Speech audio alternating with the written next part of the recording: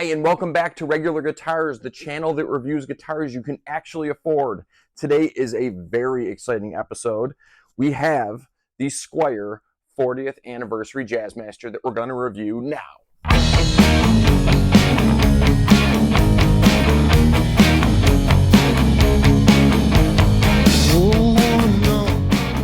Today's episode is incredibly exciting. Today's episode is a celebration of the backup, of second best, a celebration of the runner-up, a celebration of the understudy, lurking in the shadows, waiting for a chance in the spotlight. Well, today, the understudy gets center stage, and I'll tell you what, it does not disappoint. So this is the 40th anniversary Squire Jazzmaster, and I don't know if it has a really interesting story. The interesting story is really my evolution to how I got here. So I have never owned a Squire guitar. I've never owned a Jazzmaster before. I've played my fair share of both of them, but never owned one. So Squire was founded in 1890. They were a company based out of Michigan that did all kinds of different instruments. They were purchased by Fender in 1965. And I think they were just used to kind of sell strings initially. And then Fender deactivated the Squire name until 1982 when they started selling guitars with that name. So Squire became the second line for Fender, a way for them to sell affordable entry-level guitars without the quality constraints, perhaps, of the proper Fender name. And through the years has been a great source of instruments for people looking to start, people on a budget, people who need an extra guitar if they're going to be gigging it, or for any reason you don't want to have an expensive guitar or need an entry-level guitar. Squire has filled that need. So much respect to the companies that get guitars in the hands of people who maybe wouldn't have a chance otherwise. So that's the 40th anniversary. Going back to 1982 when the Squire name was reactivated by Fender, and that's what this guitar is commemorating. My experience with Squire started really as I was younger. My first guitar was a Strat knockoff, not by Squire, but I had played some Squires, and I was new to guitar. I didn't really know what was going on. They felt fine to me. Fast forward a number of years, I'm in the recording studio with my band, and I have my American Strat with me, and the G string was dropping out of tune constantly. I still don't know what happened, but the producer gave me his guitar and he handed me a Squire, and I saw it and I was like, oh, really? I picked it up and it was awesome. It played like a dream. I loved it. It was a solid, heavy guitar, really great neck. Really changed my perspective on Squire. So that's Squire, but now let's talk about the Jazzmaster. So the Jazzmaster was Leo Fender's flagship guitar. This debuted in 1959, and his goal, he had had success with the Telecaster, with the Stratocaster, and he wanted to capture the market of jazz players who played those big arch-top guitars and wanted to create a guitar that would lure them over to the Fender family. And that's really where the bridge setup, the vibrato comes in. This was an expensive guitar to make. It was Leo Fender's pride and joy, and it did not do well. People didn't really play it. The jazz players were happy doing what they were doing. They didn't really move over to this. So it was pretty much deemed a failure throughout its initial run with Fender until the early 80s come along and a new generation of players are looking for an affordable guitar to buy, and they see one of these in the corner of a pawn shop or an old guitar studio, and that's when the noise rock scene or the early alternative scene picked up Jazzmasters and started using them.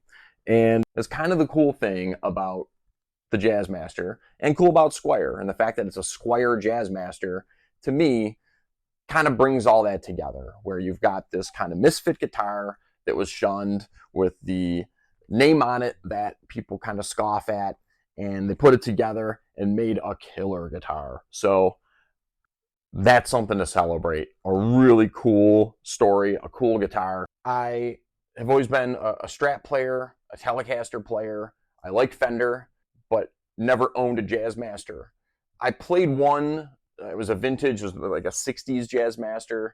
And at the time, maybe it just wasn't set up well, but it felt just clunky and chunky, and I did not really care for it.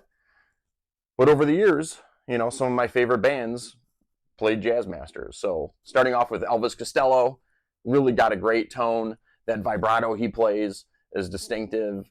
Sonic Youth, Thurston Moore played a great Jazzmaster. Dinosaur Jr., Jay Mascis, iconic Jazzmaster player.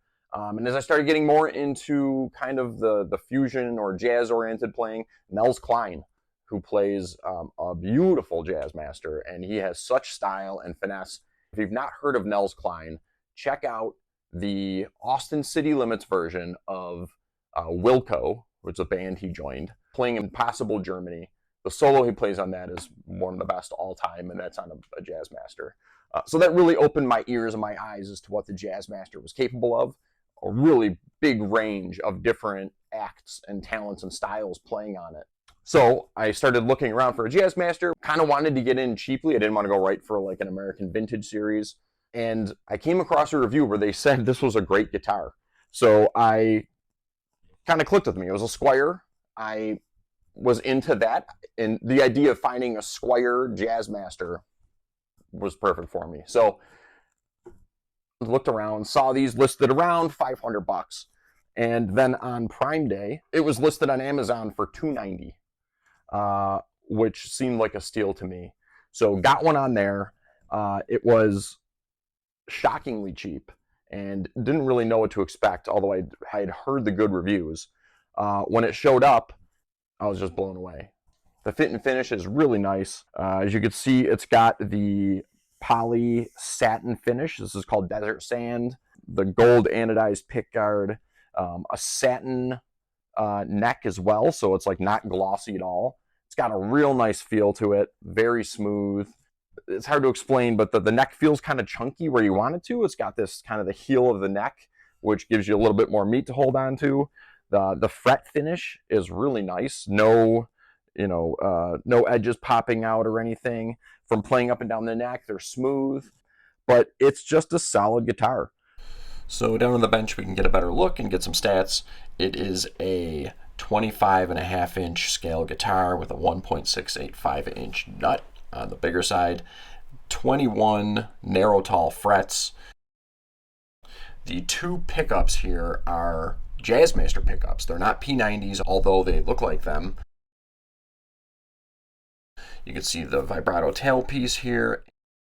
The bridge is interesting in that it is a floating bridge. There are adjustment screws, but that thing can move up and down. Oftentimes they kind of shimmy their way back down to the body, which throws all your attention off, but this one's been holding together pretty well. You see the tone and volume knob and a three-way pickup selector for bridge, middle, and neck. It's got the gold anodized aluminum pickguard, which helps with interference, keeps the noise floor quite low. And maybe the most distinctive feature here is the separate rhythm circuit. So there is a toggle switch that either turns the circuit on or switches it back to the regular three-way selector, tone and volume down below. If you flick the toggle switch down, it moves everything over the neck pickup and uses the two sliding switches there for volume and tone. Always gives you the chance to get back into that neck tone, that smooth, silky tone that the Jazzmaster is known for. The frets are all polished and in good order, no dents. They're not scratchy, they are smooth. And the neck overall is maybe my favorite part of this guitar. Again, 9.5-inch radius neck, C-shaped neck, very comfortable to play. You can see the made in Indonesia. And that satin finish on the neck and the body of the guitar, I can't get over it. I love it. Just a really well-made guitar. You can switch from like a pretty smooth neck pickup to a lead pretty quickly. Just gives you a lot of variety in what you can do. I wouldn't be surprised if this is the best guitar under $500 that you can get today. So now I'm going to play a little bit.